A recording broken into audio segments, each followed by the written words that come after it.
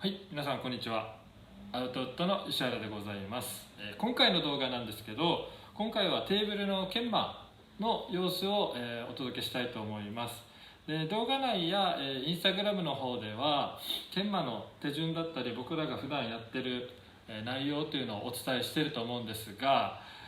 ちょっと僕のご説明が少し不足してたなっていうのがあるので、今回作業の様子をお届けできればなと思います。で、今までですね2000番まで、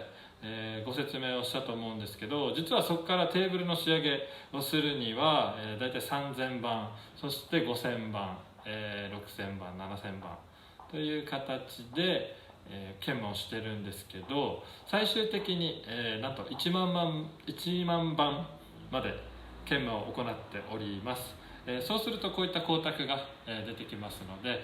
ぜひですねその様子をお見せできればなと思っております。それでは早速研磨を行っていきたいと思います。はい、それでは研磨を行っていきます。で、ちょっと分かりますかね、この辺なんかですねビニール跡みたいな形になっているのできれいにしていきます。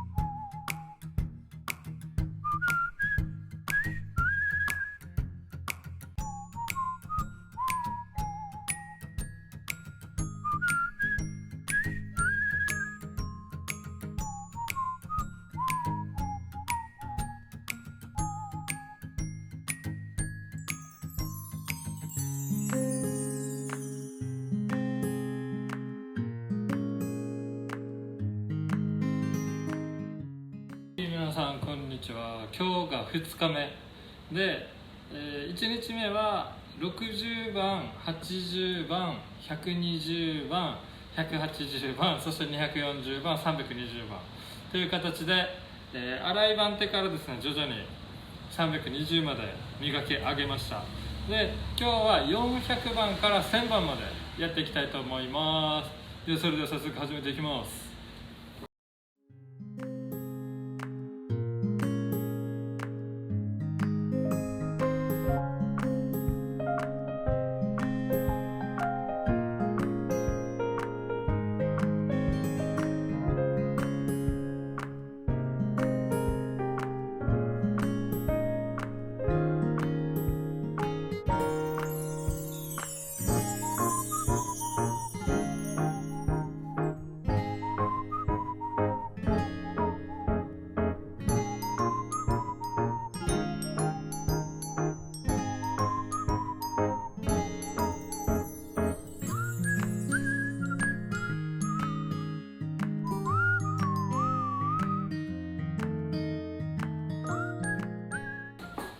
はい、それでは3日目です。前回は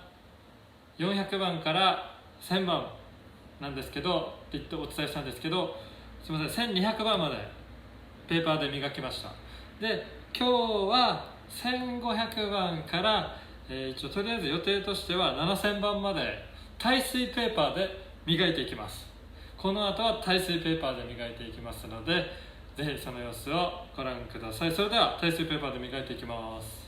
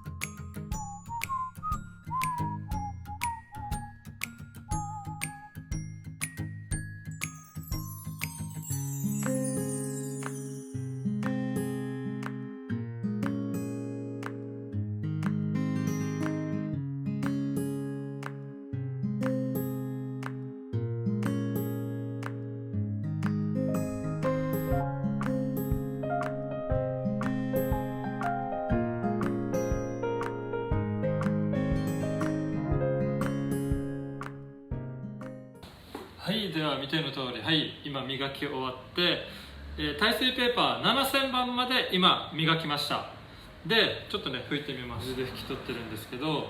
ですね、これではまだ光沢が出てる状態ではないので、これから最終仕上げ、コンパウンド、液体ですね、液体の研磨剤を使っていきます。で液体のコンパウンドは8000番、そして12000で、最後光沢用のコンパウンドっていう形でやっていきます。で7000番までは僕ら耐水ペーパーで磨いて、その後は液体、そして粉状のコンパウンドを使って研磨していきます。はい、ではそれでは早速最終仕上げですね、やっていきます。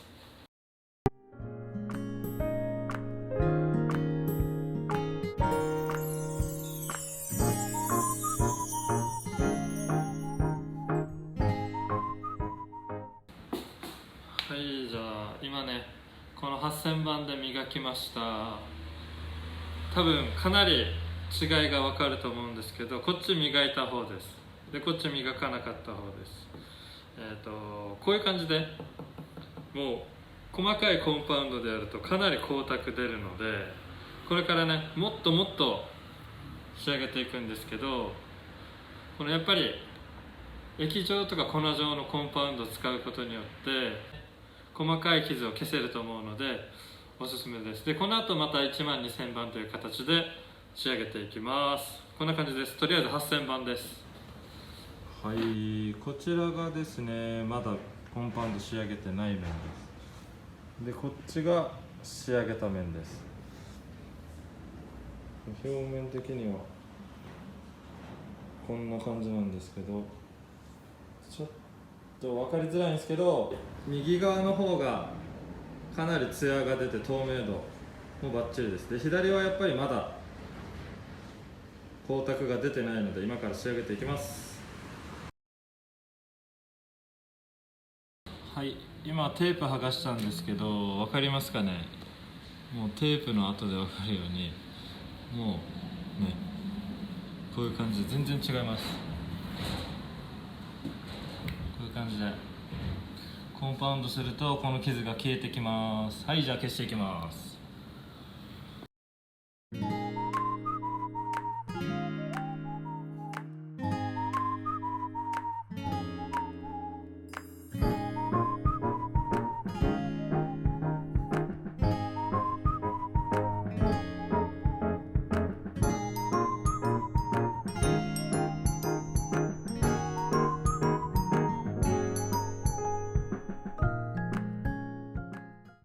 はい、というわけでコンパウンドで磨き終えました。今回はこのプラスチック用コンパウンドを使ってみました。これ12000番ぐらいだと思います。細かい傷も取れて、もうツヤツヤですね。でこの後なんですけど、このですねツヤ出ししていきます。これも一応ツヤ出しではあるんですけど、傷汚れ取りってなるんで、こっちがもう最終仕上げになってくるので、こっちを今から磨いて、もうこれで最後の磨きになります。それでは早速やっていきます。